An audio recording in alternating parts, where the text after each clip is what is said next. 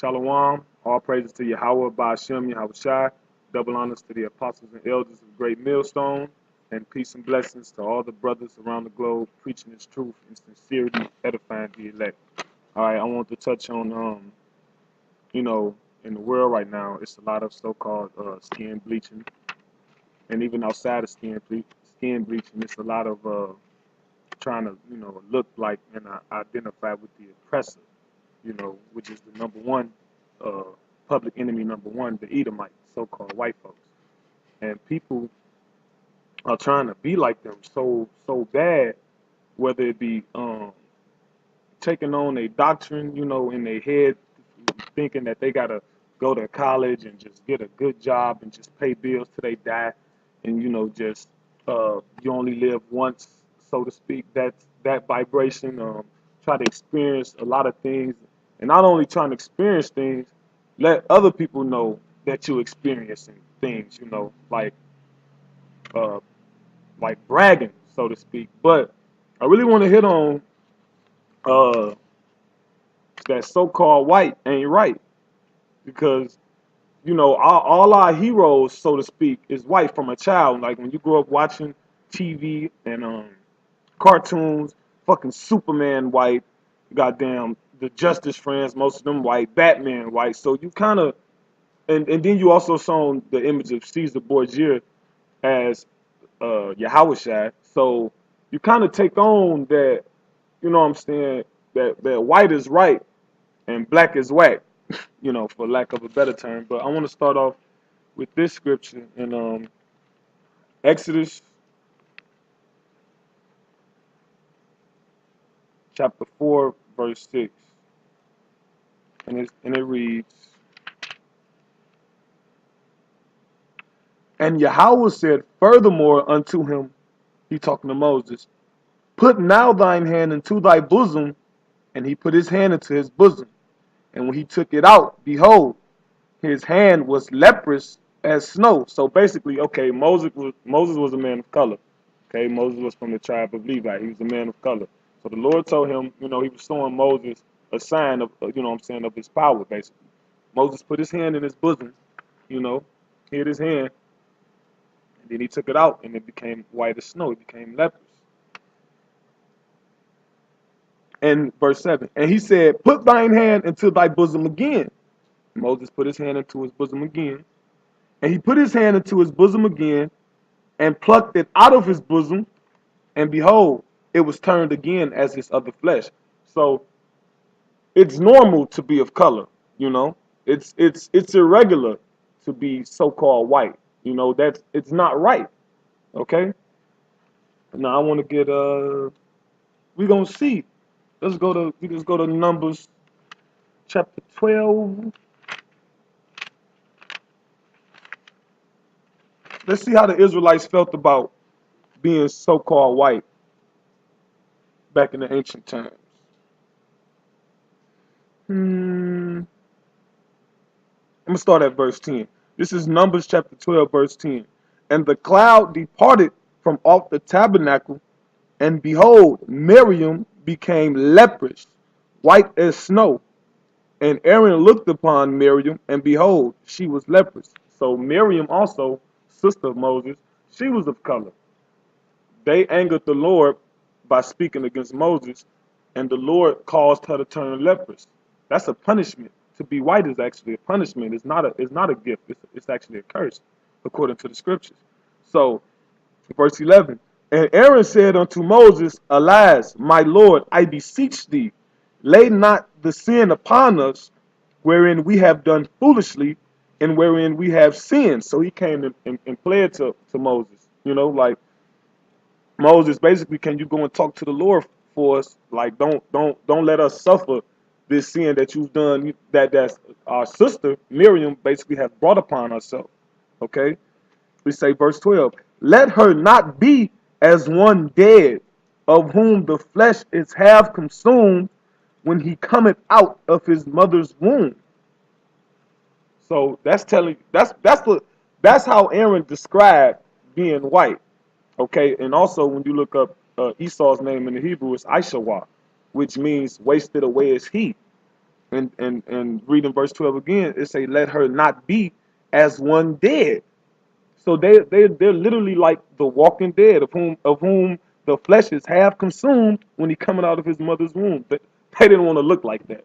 They didn't want to be white. That is a curse. That is a biblical curse. And it's also an identifying marker, to let you know who Esau is. Because Esau, they try to hide and try to hide their identity by calling themselves white. Because the scriptures identify white with purity. Like there's scriptures that say you will be made white as snow, and white garments, because white represents purity. Then they want to call so-called Israelites, we black. And you look up that definition, it means death and without light and void of truth, all types of things. But I want to go to real quick, Leviticus chapter 13 and verse 30. And it says, I'm going to start at 29. If a man or woman have a plague upon the head or the beard, then the priest shall see the plague, and behold, if it be in sight deeper than the skin, and there be in it a yellow thin hair, then the priest shall pronounce him unclean. It is a dry scald, even a leprosy upon the head or beard. So blonde hair, so to speak, rooted, in the roots, rooted within your head or your beard, it's a curse. It's a continuation of leprosy. As far as the skin being white or pale, where the blood is like risen to the surface, where you can see that reddish pinkish hue, that's leprosy. You go to the hairs on your head or the hairs on your beard, if you're a so-called Edomite man, that's the continuation of leprosy. Okay? Blonde hair, another identifying marker. You are unclean according to the Bible. But on the flip side of that, you got all these so-called, Jake women, so-called Israelite women, want to get blonde hair. They want to look unclean. Shit is upside down. You got these people wanting to look like the Edomite or wanting to look like the oppressor because they hate themselves so much. They've been taught from an early age that white is right. I want to get oh yeah, I want to talk about melanin real quick, because you got to understand, Esau lacks melanin. Okay, everybody else got melanin, even the heathens. But that's that identifying marker on that curse. That's why they get they get melanoma or skin cancer. And when you think about it, just simply the sun rise and set every day. You know, you will live your life 80, 90 years, and you can without a shadow of a doubt say that is a guarantee that the sun will rise and set. So how can something as natural and as simple as the sun rising and setting be a detriment or be hazardous to a human being's health? It doesn't make sense, you know. But you lack melanin. The sun actually it gives you skin cancer, a melanoma. That's why you need suntan lotion. And even years ago, like during the 1600s, 1700s, all the way up and even until like the early 1900s, late 1800s, early 1900s, Edomite women would like have umbrellas and shit. You know what I'm saying? It'll be the summertime and they'll be dressed up in uh their clothes or whatever, those dresses, and they would have umbrellas. You know, they used to say that they wanted to keep their skin as white as possible, so they'll block that. But it's deeper than that. They was protecting themselves from the sun. The sun was fucking their ass up. You know what I'm saying? And even now, our people, so-called Israelites, try to be so much like all the other races, all the other heathens, but the heathen try to be like you. The heathen don't want you to be like you, and they starting with the so-called Amalekites, the fake Jews, the people who call themselves Jewish. They took our statutes, laws, and commandments and tried to claim that they was the people, and then tried to throw us in the boat with the Canaanites, with the Hamites, the so-called Africans. And then it continued when we came, in America.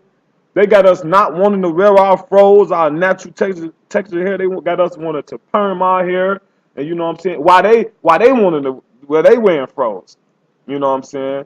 Why they getting ass implants, butt injections. Why they wearing braids, you know. Why they trying to dance and you know what I'm saying, getting lip injections. They trying to look like us, you know. And even we got a couple brothers that lift weights and body build. Now, even the Edomites that lift weights, they got to spray on like color, some type of substance that gives them some type of color, so you can see their muscles can be better defined, so they can see that. And also, I want to get real quick, and also I want to hit on this point too. Back in the day, like the 1800s, you see those Edomite women in those dresses, and it looked like they got a bump in their ass, like look like they got what I'm saying, like an ass. That shit called a bustle. This is the definition. It say a bustle. It's a type of framework used to expand the fullness or